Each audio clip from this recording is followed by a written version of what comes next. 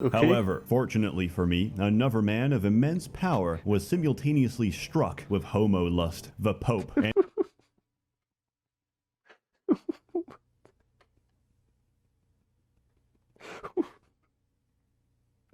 This game is perfect.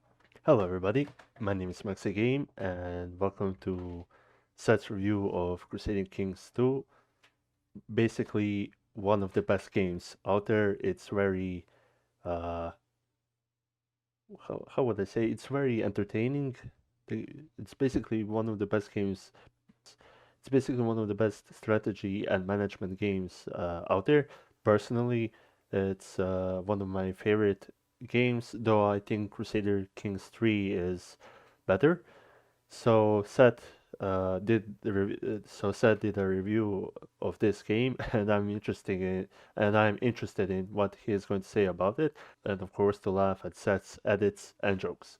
So without further ado, let's jump into it. hey people, Seth here. Today, I'll be covering a game which really tests the limits of my ADD medication. Of course, this game. Oh my God, you have to manage so many things, but actually it's not that hard once you get into it. Game where you can grow an empire, watch Okay. it prosper, only to course. stub your toe, die from an infection, and watch your empire dissolve. So basically, your typical progress. So basically, the typical progress of this game. Because you have no idea how inheritance works. Catch cancer, beat cancer by praying it away. Thanks God. Spend money, invest into your own people. Lose your money, go heavily into debt. Borrow money. Okay. From the Jews, consider paying them back. Or expel them and don't pay anything back.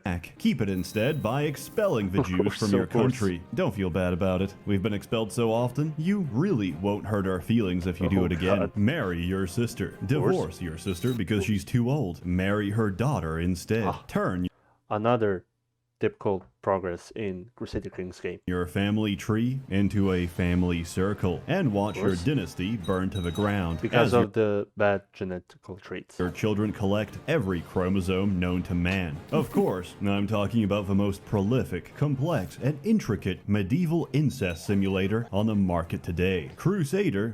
Every word he said is 100% factual.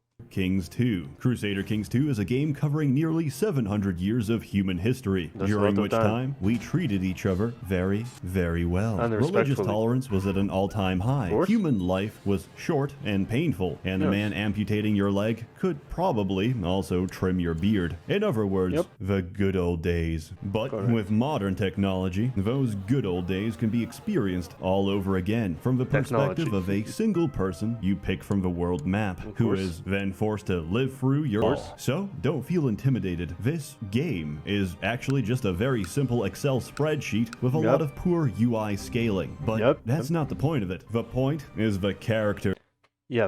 Basically RPG, what you can do. There are so many options you can do in this game. You can go wild with the choices you can make, which behave as uncontrollable agents of chaos that act and react to everything you do, often in the most unpredictable, illogical, and insane way possible. So basically, your standard human being. In other words, they act exactly like humans. But what is your objective in Crusader Kings 2? To conquer... oh God, why did I pause on this? To conquer a map. Basically, to just paint a map, that's it. Well, the same objective as every human being. As Oscar Wilde once said, everything in the world is about sex. Except sex. Sex is about power. Power is what you're ultimately trying to gain. And in the medieval world, there are only two ways of reaching that power. Those are? War and marriage. Essentially, you're sleeping your way to the top. And in the process, you pray you don't get poisoned, cucked, or inbred before your genes can pass on to the next generation. If you fail to preserve your bloodline, your dynasty ends and the game is over. You can't just pass on your genes. You gotta look after them too. Unless, of course, your seduction skills are so high that every woman in a 100-kilometer radius is already knocked up with your kids. I'm not sure even possible in that game, but at the same time, it could very much be so. Children aren't exactly the best at staying alive. Your child could be killed during a mass archery incident by some madman armed with an automatic crossbow, or simply smothered by his own pillow, by his own mother, holding the pillow. So, much like stocks and investment, I recommend diversifying your assets. Luckily, the same applies to your potential rivals. One of my favorite things in this game is performing late-term abortions. Now, infanticide is not something I support. It's something I recommend. Oh. Of course he does. Remember, if you can't kill your enemies today, you can still destroy them tomorrow. Whether or not your dynasty can survive entropy and uncertainty will depend on how tactfully you can balance the needs and wants of your realm, which is completely impossible. Your I would disagree with that. It's going to be hard, but it's manageable. Vassals always want more land. Your wife always wants more jewelry, and your brother always wants more of your wife. Try to satisfy everyone, and you'll end up satisfying no one. Basically, I think that Plato or Socrates, I don't know who said that, basically a Greek philosopher said, if you're a friend to everybody, you're a friend to no one. Which is why the secret to a long reign is disposing of everyone who doesn't like you. It's one of the ways, yes. After that, you're safe, secure, and absolutely at the mercy of this game's RNG system. Aside from conscious actions, schemes, and intrigue, this game is actually played by hitting the spacebar and letting time flow by. And doing some clicks on the way.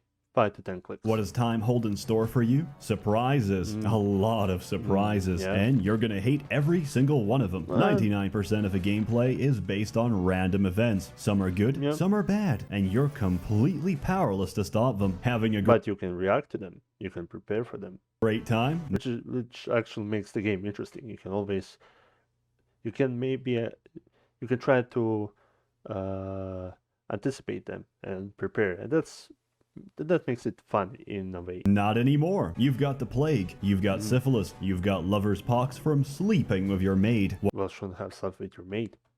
What do? Well, the only thing you can do, put your trust and faith in your doctor and hope for the best. Also, execute your maid for giving you an STI. The doctor manages to cure your plague. Very good. A miracle. But the syphilis? That's gonna be a gift that keeps on giving. Thank your doctor. Then execute him for incompetence. Order a new doctor. He's insane, paranoid, and probably a spy from Imperial China.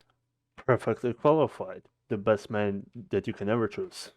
But you know what? He might just be the guy for the job. It turns out he wasn't the guy for the job, and 2 of your direct heirs are now dead. I wonder why. They found rice grains in their chamber, but no conclusive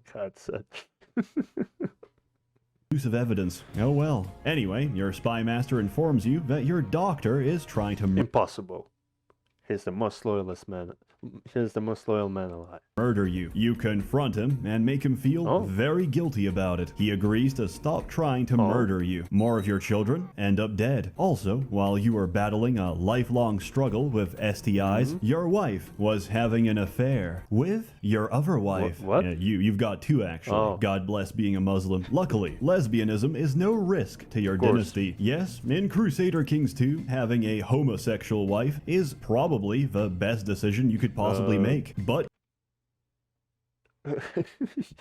kinda actually true. In a weird way, kinda actually true, because then you can't have out of wedlock children, which means you can't have rebellions from those out of wedlock children when they grow up. It doesn't save you, because your doctor just saved you from a life of sexually transmitted disease by killing you with a lethal dose of Chinese herbal remedies. So, try hard as you might, all your efforts will eventually come to ruin, you'll get cucked, and then you die. Quit the game and then you start again. Ultimately, you're playing Crusader Kings 2 for the journey, not the outcome, and the stories you create in the process are unique to your experience. True, that is very true. No game will go quite the same, which is why there's no reason for me to explain mechanics. But come on, Seth. The mechanics are what's so fun in this game. Instead, let me share some stories. Once, I played as Charlemagne. What is that last picture?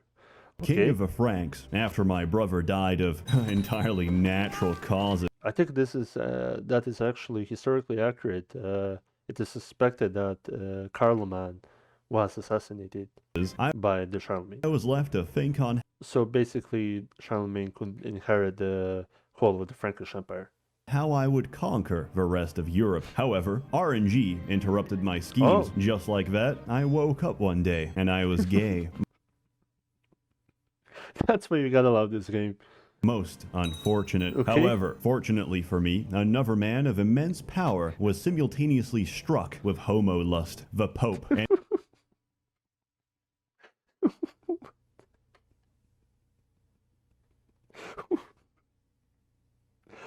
This game is perfect.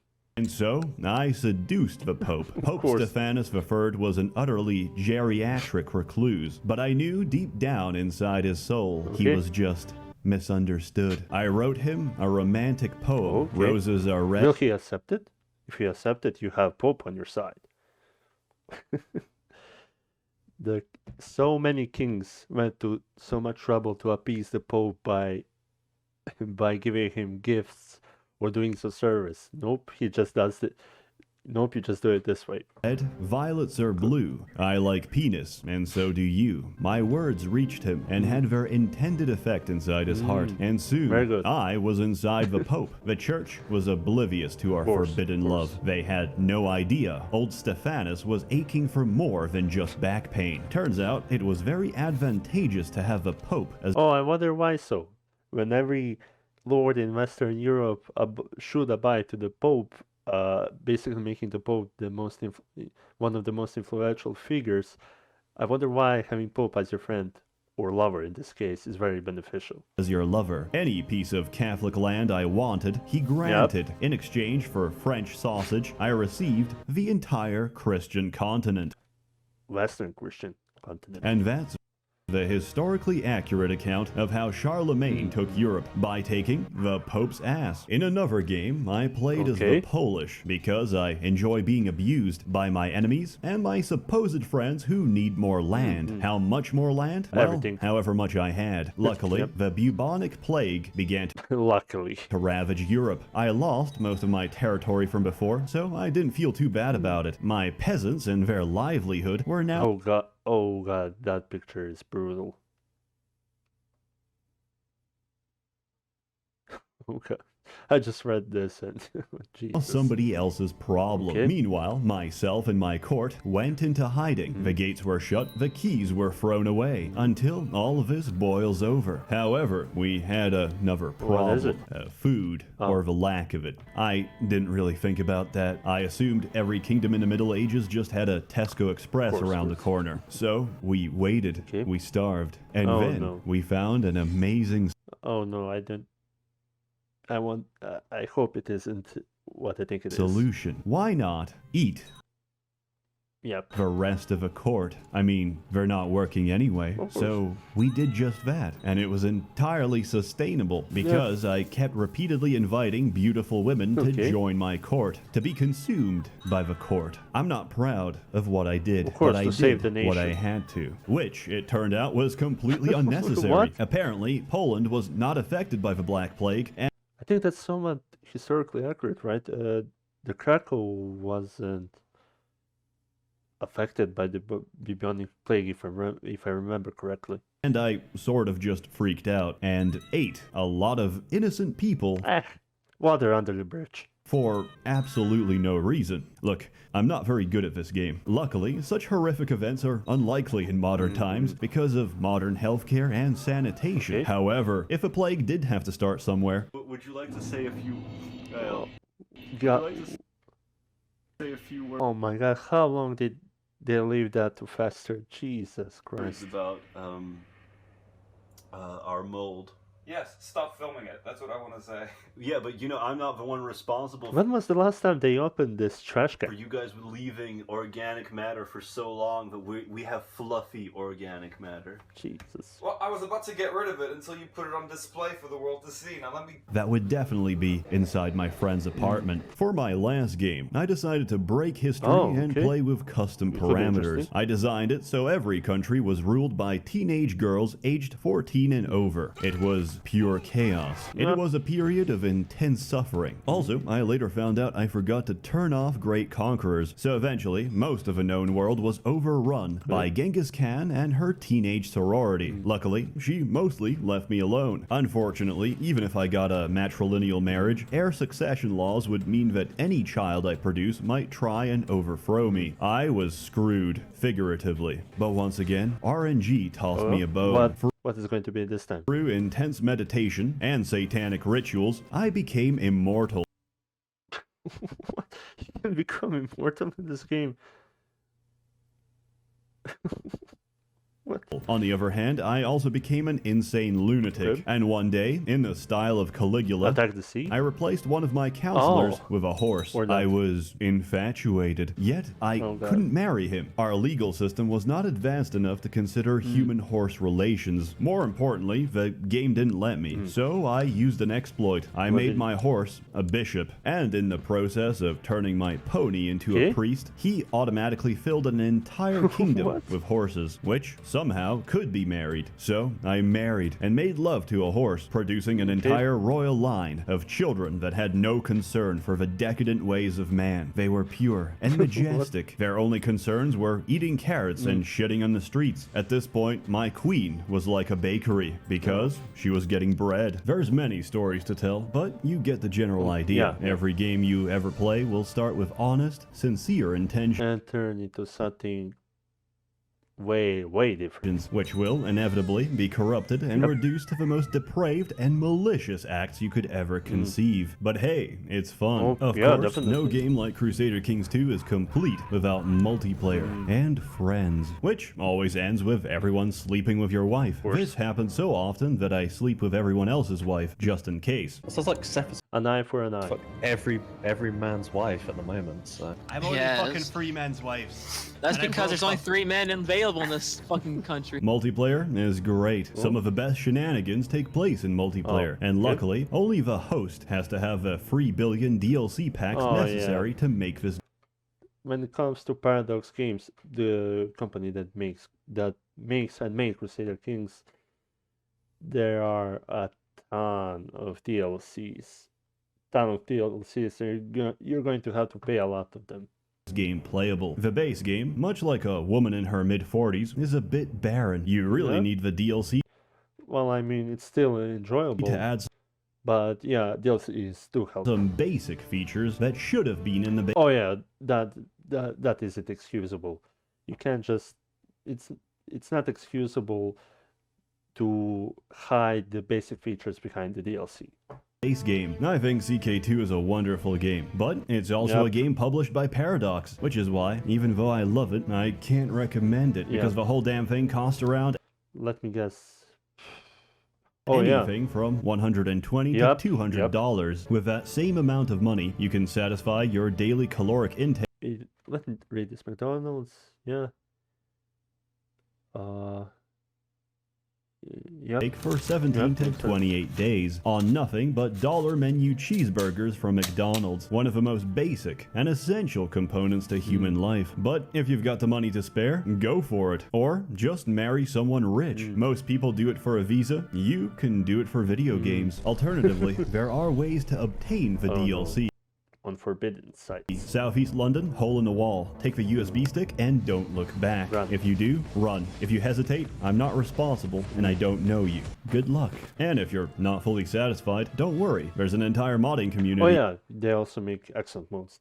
These games do have excellent modding community out there to fix all your issues, and it's not too difficult to mod the game yourself. In my case, I was getting PTSD from all the death sounds, which play each time a family member bites the dust, which, well, have a listen for yourself. Oh, Jesus Christ. Jesus Christ. This game is brutal with its sounds. I think you'd agree these are a little bit unnerving. You could say so, yeah. So I replaced every death sound with a bass-boosted sound clip of Lego Yoda. Now this is much more soothing. Yep. To the ears. I don't even mind when people die now. It sounds great. Final score. I hope you enjoyed reading this essay as much as I enjoyed writing it. After playing this game for so long, I finally figured out its purpose. Oh, yeah? The primary goal of Crusader Kings 2, and perhaps life itself, isn't about living a good or bad life. It's about living an interesting life, and inevitably, to die an interesting death. So, you can loudly proclaim on your deathbed, "Thank God, I didn't waste it all on a boring life." Once you're dead and buried, you won't just be a footnote in history. You'll be an interesting footnote in history. Take and do Still good. Do whatever you please in this life, because eventually it ends, and life can take anything and everything away from you, except your stories. So, better make them interesting, because we're all heading towards the same destination. 7 out of 10. I enjoyed it. I think it's very interesting. However, I'm always filled with regret and a constant state of what ifs. What if I just spent all that money on cheeseburgers? Would I be happier?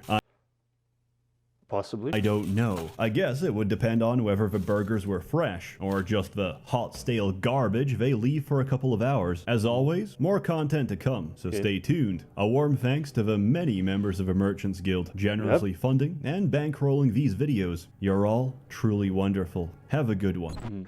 Crush my pot with a rock I must. Maximum pain I must endure. Okay, this is good. But we're not going to watch it till the end. Okay, well, it was, well, okay, this review was certainly interesting. Yeah, said basically, said basically covered general idea of the game without going into mechanics. Yeah, basically, as I said before, Crusader Kings 2 is one of the better games out there, and yeah, there are so many interesting mechanics. You can do the things, you can manage the role play. So yeah, but those are the good sides, but the DLC sides kind of diminish it, because that's how the game was made. But anyway, thank you guys for watching me react to this video. The link to first of all, the link to the original video will be in the description. Go like and subscribe the video, and if you liked my reaction, consider giving a thumbs up. And also subscribe to see me react to videos and play video games. And that's all I have to say.